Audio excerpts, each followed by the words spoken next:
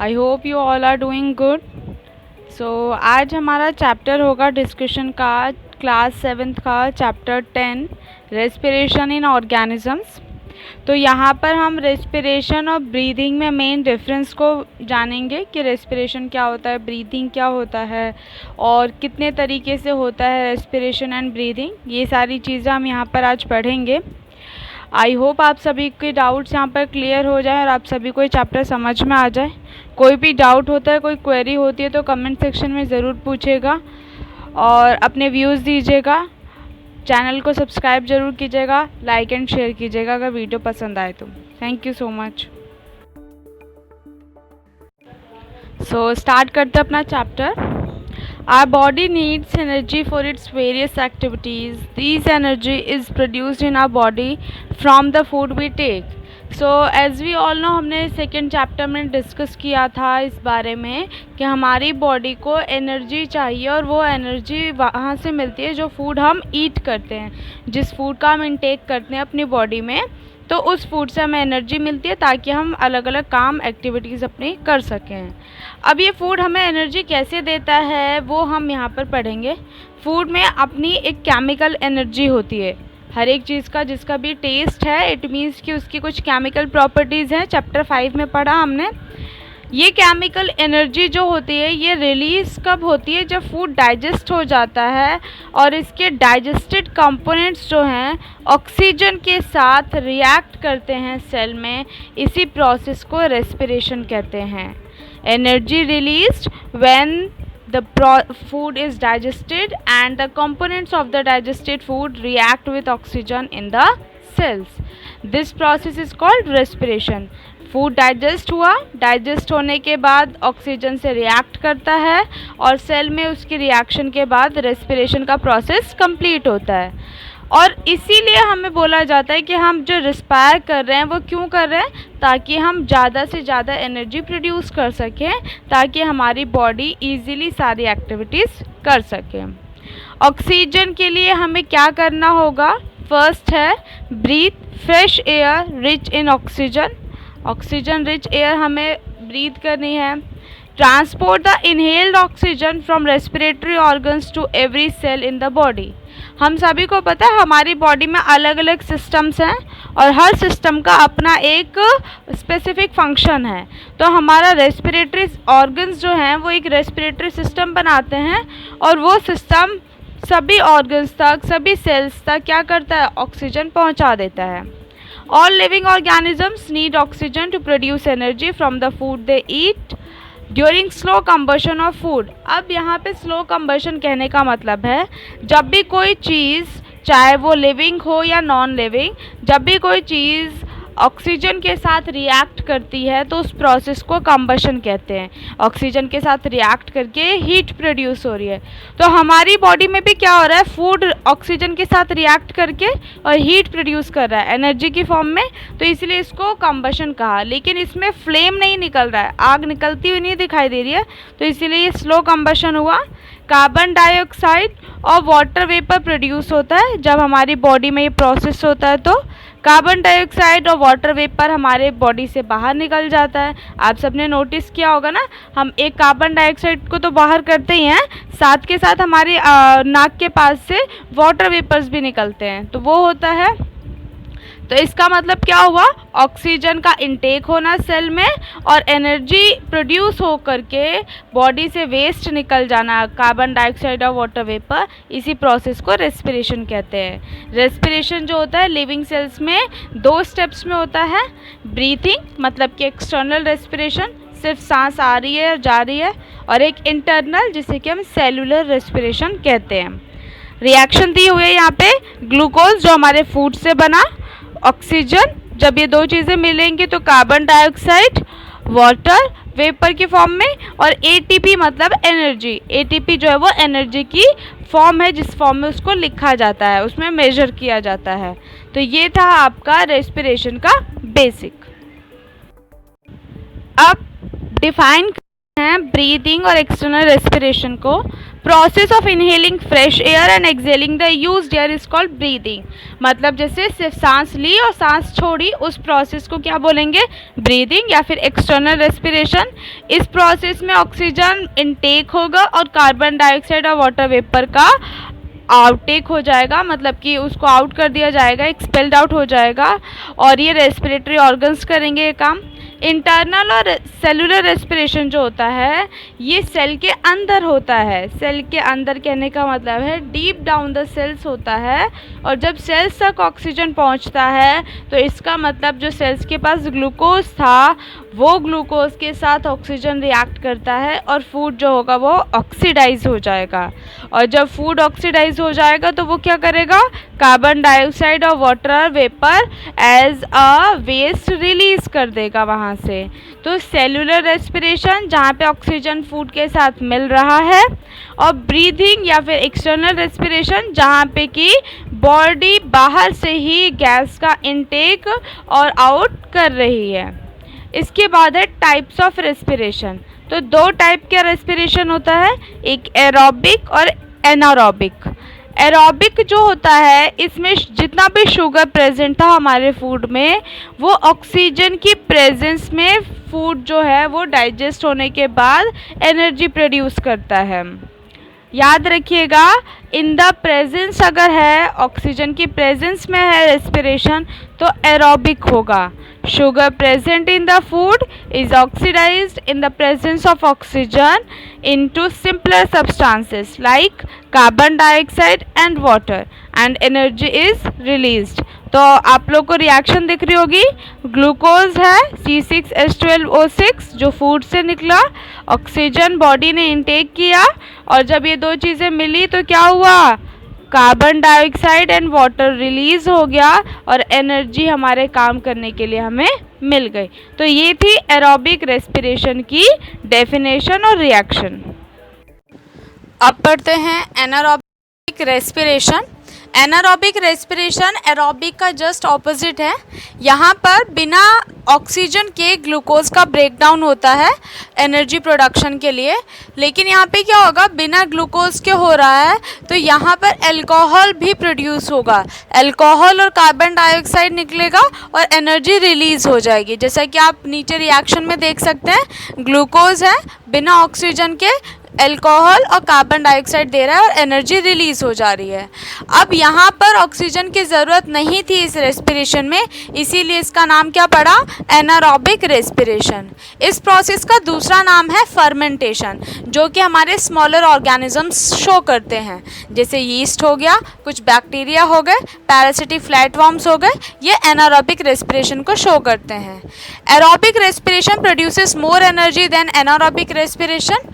जितना भी energy production है अगर हम कंपेयर करें तो एरोबिक में ज़्यादा एनर्जी प्रोड्यूस होती है एनारोबिक के कंपेयर में। अगर हम एनिमल्स और ह्यूमंस की बात करें तो एनिमल्स और ह्यूमंस में भी एनारोबिक रेस्पिरेशन होता है, बट बहुत छोटे टाइम के लिए, बहुत कम टाइम के लिए। ये सिर्फ तब होता है जब बॉडी फिजिकल वर्क करती है, जैसे रनिंग कर रही है, एक्सरसाइज कर रही है, तो उस टाइम पे क्योंकि बॉडी में ऑक्सीजन की कमी होती है थोड़ी देर के लिए, तो उसकी वजह से बॉडी बिना ऑक्सीजन के ही रेस्पिरेशन करने लगती है, उसको एनारोबिक रेस्पिरेशन कहा जाएगा। और इस टाइम पर जो हमारा ग्लूकोज है वो बिना ऑक्सीजन के ही ब्रेक डाउन होता है। और किस में ब्रेक होगा? लैक्टिक एसिड में। यहाँ पे अल्कोहल नहीं बनेगा, यहाँ पे लैक्टिक एसिड बनेगा और फिर एनर्जी रिलीज हो जाएगी। तो ये एनारोबिक रेस्पिरेशन एनिमल्स और ह्यूमंस में थोड़े टाइम के लिए होता है, जहाँ पे बिना ऑक्सीजन के ही ग्लूकोज का ब्रेक।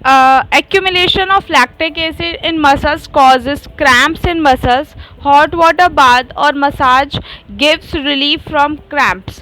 तो कई बार हम लोगों ने क्रिकेट मैच में वगैरह में देखा है ना कि क्रैम्प्स आ गए हैं। तो क्रैम्प्स आने का मतलब क्या है कि जो मसल्स है उसमें लैक्टिक एसिड का एक्यूमुलेशन हो गया है, इकट्ठा हो गया लैक्टिक एसिड। बॉडी ने थोड़ी देर के लिए एनारोबिक रेस्पिरेशन किया जिसकी वजह से क्रैम्प आ गए और मसल्स में खिंचाव आने की वजह से मसल्स में दर्द होने लगा। तो उसको अब आराम कैसे मिलेगा? हम हॉट वाटर बाथ ले लें या फिर मसाज कर लें तो इससे आराम मिलेगा। क्यों होगा? क्योंकि जो हॉट वाटर बाथ है या फिर मसाज है उससे ब्लड सर्कुलेशन में ईजी होता है, और ब्लड सर्कुलेशन में ईजी हो रहा है इट मीन्स कि क्या है, ऑक्सीजन ईजिली पहुंच रहा है मसल्स तक। ब्लड का काम ही ऑक्सीजन पहुंचाना, तो वो ईजी जब होता है तो सेल के पास जब ऑक्सीजन पहुंचेगा तो सप्लाई जब ऑक्सीजन की हो जाएगी पूरी तरीके से, तो जो लैक्टिक एसिड है वो टूट जाएगा कार्बन डाइऑक्साइड और वाटर में, तो उस क्रैम्प से हमें आराम मिल जाएगा। पैरासिटिक फ्लैटवर्म्स जो होते हैं वो एलिमेंट्री कैनाल में रहते हैं, मतलब जो हमारा डाइजेस्टिव सिस्टम है पूरा उसमें रहते हैं वो, और एनारोबिकली रिस्पायर करते हैं। क्यों? क्योंकि वहाँ पे कोई भी ऑक्सीजन ऐसे प्रेजेंट नहीं होती है। Whenever a person does extra work, जब भी हम कोई एक्स्ट्रा काम करते हैं, मतलब फिजिकल वर्क हम जब काम करते हैं ज़्यादा, तो उस टाइम पे हमारी बॉडी को ज़्यादा एनर्जी चाहिए होती है, और वो ज़्यादा एनर्जी मिलने का मतलब है कि ज़्यादा से ज़्यादा ग्लूकोज को ऑक्सीडाइज होना है, ज़्यादा से ज़्यादा ग्लूकोज के साथ ऑक्सीजन का रिएक्शन होना है, तो वो ऑक्सीडाइज होने के लिए ज़्यादा ग्लूकोज भी चाहिए और ज़्यादा ऑक्सीजन भी चाहिए। तो उस नीड को फुलफ़िल करने के लिए, ऑक्सीजन को कंप्लीट फुल करने के लिए हम बहुत तेज़ तेज़ सांस लेते हैं, तो जिससे कि ज़्यादा से ज़्यादा ऑक्सीजन पहुंच सके सेल तक। तो इसका मतलब क्या है, हम जितना हैवी वर्क करेंगे, फिज़िकल हैवी वर्क, उतना ज़्यादा हम तेज़ी से सांस लेंगे। यह हमने नोटिस किया जब हम रनिंग करके आते हैं या जब हम सीढ़ियों पे से उतरते हैं तो हम बहुत तेज़ से सांस लेते हैं। क्यों लेते हैं? क्योंकि उस टाइम पे हमारी बॉडी को ज़्यादा ऑक्सीजन की नीड होती है। अब बात करते हैं रेस्पिरेशन इन ह्यूमन बीइंग्स की। तो ब्रीदिंग एक ऐसा प्रोसेस है जिसमें हम एयर ऐसी जो कि ऑक्सीजन ज़्यादा है जिसमें, उसका इनटेक करते हैं, और जिसमें कार्बन डाइऑक्साइड ज़्यादा है उस एयर को बॉडी से बाहर कर देते हैं वाटर वेपर के साथ। अब ये 2 स्टेप्स में हो रहा है, तो इन्हेलेशन जिसे कि इंस्पिरेशन भी कहा जाएगा, और एक्सहेलेशन जिसे एक्सपायरेशन भी कहा जाएगा। इन्हेलेशन मतलब एंट्री हो रही है, इनका मतलब एंट्री होना, तो जब एयर जिसमें कि ऑक्सीजन ज़्यादा है वो बॉडी में एंटर करेगी तो इन्हेलेशन होगा, और जब हम ऐसी एयर जिसमें कार्बन डाइऑक्साइड ज़्यादा था उसे बाहर कर देंगे बॉडी से, जब वो बाहर हो जाएगी तो वो एक्सहेलेशन या फिर एक्सपायरेशन हो जाएगा। ब्रीदिंग एक बहुत ही ज़रूरी प्रोसेस है लिविंग ऑर्गेनिजम्स के सर्वाइवल के लिए, और ये एक कॉन्टीन्यूस प्रोसेस है। इट मीन्स कि ये हमारी through out the life process चलता है। ब्रीदिंग रेट की अगर हम बात करें तो रेट कहने का मतलब होता है कोई भी ऐसा प्रोसेस जो 1 मिनट में कुछ टाइम तक हो रहा है। एक प्रोसेस एक टाइम में कितनी बार हो रहा है उसको हम ब्रीथिंग रेट या फिर हम रेट बोलेंगे, और अगर ब्रीथ हो रहा है तो हम उसको ब्रीथिंग रेट कहेंगे। अब number of times a person breathe, अब ब्रीथ कहने का मतलब क्या है, तो एक ब्रीथ का मतलब एक इन्हेलेशन और एक एक्सहेलेशन होता है। एक बार इनहेल करना और एक बार एक्सहेल करना एक ब्रीथ होता है कंप्लीट। तो 1 मिनट में कोई कितनी बार इनहेल और एक्सहेल कर रहा है वो उसका ब्रीथिंग रेट होगा। नॉर्मल ब्रीदिंग रेट जो होता है वो 12 to 20 टाइम्स होता है, 12 से 20 बार होता है। जब हम कोई भी फिज़िकल एक्सरसाइज नहीं कर रहे हैं, या हमारी तबीयत ख़राब नहीं है, या हम किसी डस्टी एरिया में नहीं हैं, तो इसका मतलब क्या हुआ कि हम 1 मिनट में 12 से 20 बार के बीच में सांस ले रहे हैं और सांस छोड़ रहे हैं। लेकिन ये कांस्टेंट नहीं रहता है, क्योंकि हमारी जो एक्टिविटीज़ हैं वो जैसे जैसे चेंज होंगी ब्रीदिंग रेट भी चेंज हो जाएगा। जब कोई हम हार्ड वर्क करते हैं फिज़िकली तो हमारा ब्रीदिंग रेट बढ़ जाएगा, जब हम रेस्ट कर रहे हैं तो क्या हो जाएगा, बहुत लो हो जाएगा। तो इसका मतलब हमारी बॉडी की एक्टिविटीज़ पे ये डिपेंड करेगा कि ब्रीथिंग रेट कितना होता है। अब हम ब्रीथ करते कैसे हैं, how do we breathe. Various organs help a living being to breathe in oxygen and breathe out carbon dioxide। तो बहुत सारे organs हैं ह्यूमन बींग्स में। अगर हम बात करें तो नॉस्ट्रिल्स हैं, ट्रैकिया, ब्रोंकी एंड फिर लंग्स। तो ये हमारे ऑर्गन्स हैं जो हमें ब्रीथिंग में हेल्प करते हैं। जब हम ब्रीथ इन करते हैं तो एयर एंटर करती है नॉस्ट्रिल्स से, हमारे नाक से, दो छेदों को नॉस्ट्रल्स कहा जाता है। और हमें पता है हमारे नाक में हेयर होता है, मॉइस्ट होता है, अंदर से फ्लूइड होता है ना, तो उससे क्या होता है हमारी नाक क्या करती है वहाँ पे प्रिवेंट कर लेती है ताकि डस्ट या जर्म्स अंदर एंटर ना करें, वहीं पे वो उसको रोक देता है। एयर जैसे ही पास करेगी नेसल पैसेज से, मतलब जो नाक से नली गई है वहाँ से, तो गर्म हो जाएगी और मॉइस्ट हो जाएगी और फिर लंग्स के पास जाएगी। किसके थ्रू? ट्रैकिया के थ्रू। ट्रैकिया का दूसरा नाम क्या है? Wind pipe. और फिर ब्रोंकी तक पहुँच जाएगी। लंग्स में जाने के बाद जो ब्रोंकस है वो छोटी छोटी ट्यूब्स में डिवाइड हो जाता है जिन्हें ब्रोंकियोल्स कहा जाता है। और ब्रोंकियोल्स जहाँ एंड आता है वहाँ पर क्या होता है, छोटी छोटी सी एयर सैक होती है। सैक कहने का मतलब है एक बोरी टाइप की या एक स्टोरिंग बॉडी होगी जिसमें एयर स्टोर होगी, उसको एल्वियोली कहा जाएगा। एल्वियोली का मेन काम होता है, इसकी की वजह से रेस्पिरेशन कंप्लीट हो पाता है क्योंकि इसके पास ब्लड वेसल्स हैं। अब ये ब्लड वेसल्स होने की वजह से ये ब्लड में क्या दे देता है? ऑक्सीजन दे देता है। These blood vessels absorb oxygen present in the air, we breathe in and carbon dioxide वो बॉडी से बाहर करने के लिए ब्लड से ले लेता है। और उसके बाद ब्रीथिंग के प्रोसेस के दौरान ये जो एक्सचेंज हुआ वो कहाँ हुआ? लंग्स में। और लंग्स में भी एयर किसने स्टोर की थी? ऑक्सीजन किसने स्टोर किया था? एल्वियोली ने किया था। तो अभी हम नेक्स्ट स्लाइड में हम क्या पढ़ेंगे, उसके ऑर्गन के पूरा का पूरा चार्ट है, उसमें हम देखते हैं कि कैसे हो रहा है ऑर्गन वाइज ऑर्गन।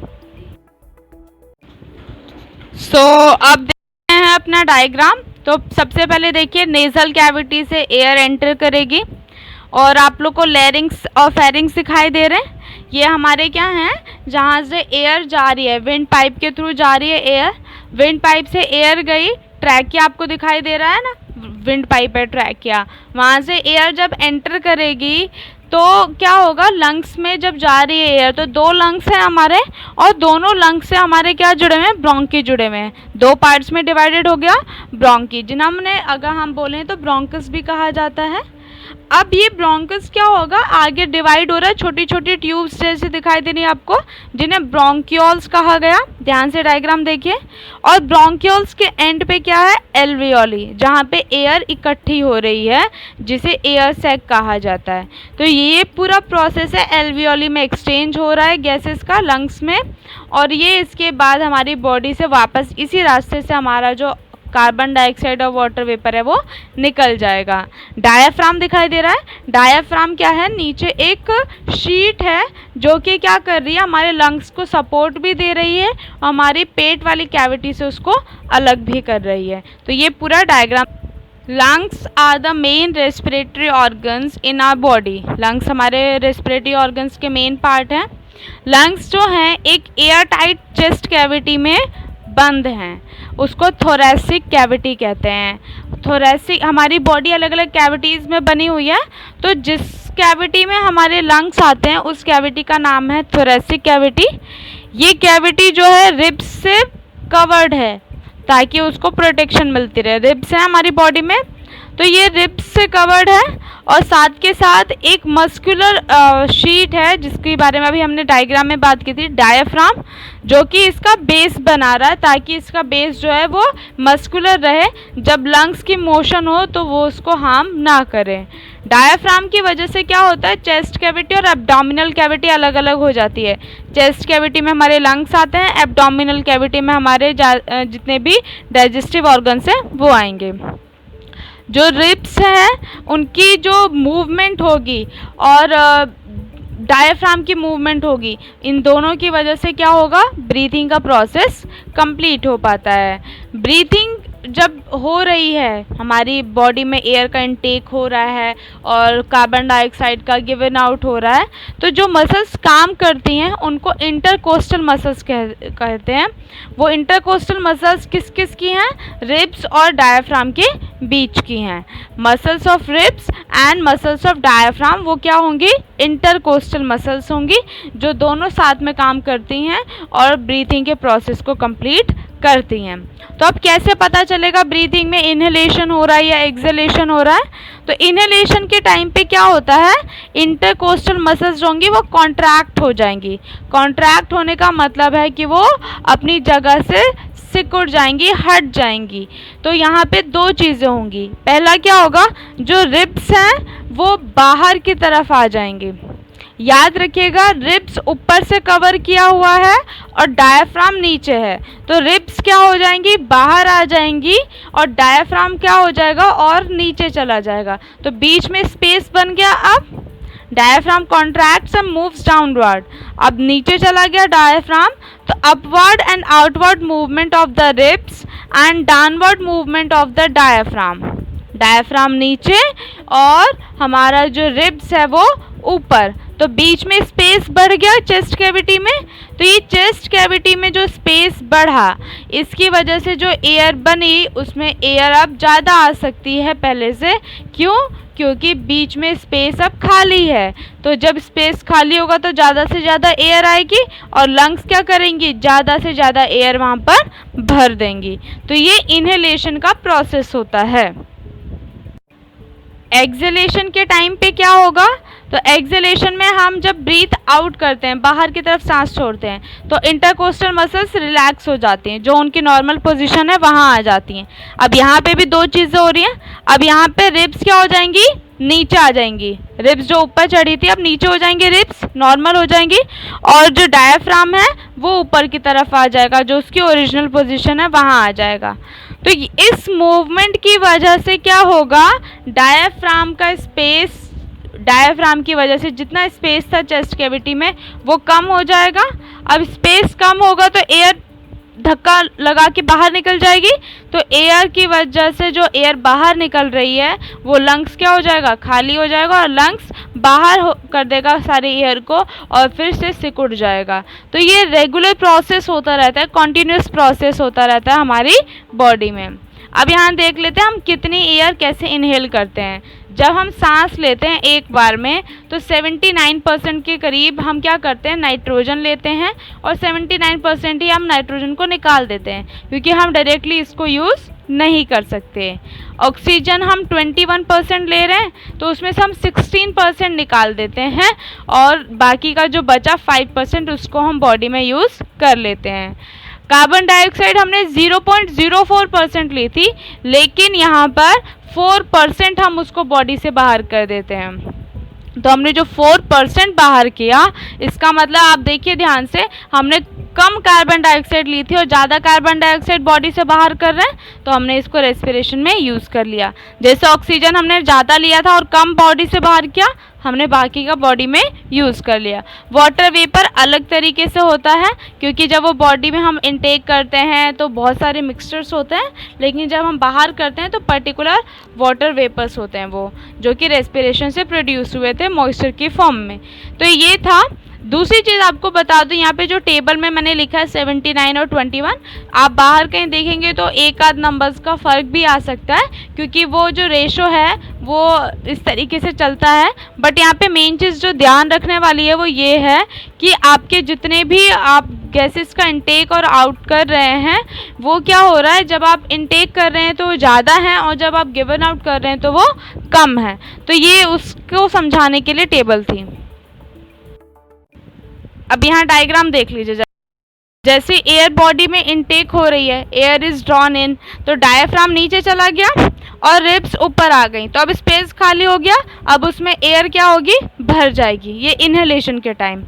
एक्सहेलेशन के टाइम में जब एयर बाहर जा रही है तो रिब्स क्या हो गई, ऊपर आ गई और डायफ्राम कहाँ हो गया, अपनी जगह पर हो गया वापस। तो इस टाइम पर क्या होगा, एक्सहेलेशन होगा। Ribs move back and diaphragm moves back. Ribs भी अपनी तरफ से हो जाएंगी जो उसकी नॉर्मल पोजीशन थी और डायफ्राम भी। तो अब स्पेस कम हो गया, तो अब इस टाइम पे क्या होगा, जितनी भी एयर थी एक्स्ट्रा वो बॉडी से बाहर हो जाएगी। आई होप आप सभी को समझ में आ गया होगा प्रोसेस। इन केस नहीं आया है तो आप लोग कमेंट सेक्शन में अपनी क्वेरीज ज़रूर पूछिए एंड आई होप कि आपके डाउट्स मैं क्लियर कर सकूं।